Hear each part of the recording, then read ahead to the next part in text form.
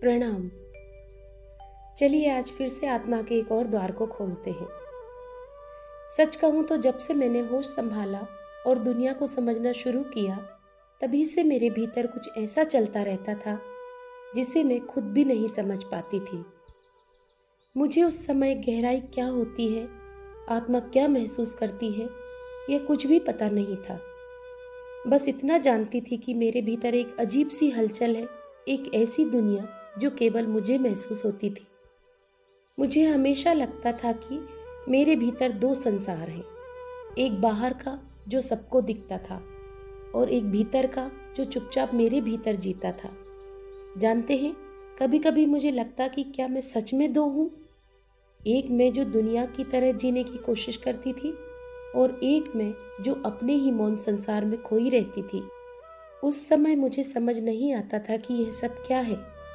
बस इतना महसूस होता था कि मैं बाहर से हंसती रहती हूँ, दुनिया के हिसाब से ही चलती रहती हूँ, पर भीतर कहीं एक आवाज़ किसी को पुकारती रहती है, किसी ऐसी नज़र को, किसी ऐसे हृदय को जो मेरे भीतर वाली मैं को ऐसे देखे जैसे स्वयं ईश्वर ने देखा हो।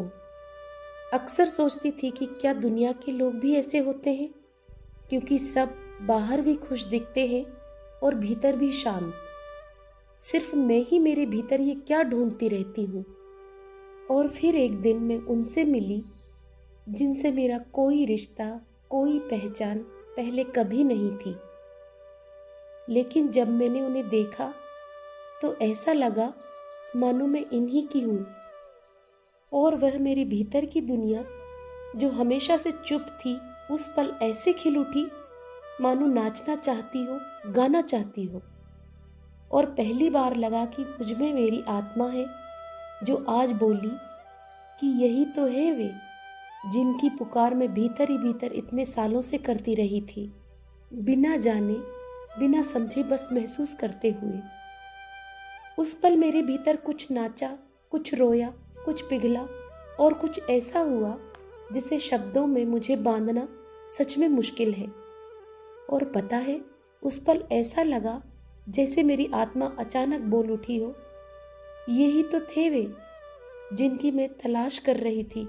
और मेरी आत्मा ने उन्हें ऐसे पहचाना जैसे कोई बच्चा अंधेरे में भी अपनी माँ की छवि पहचान लेता है।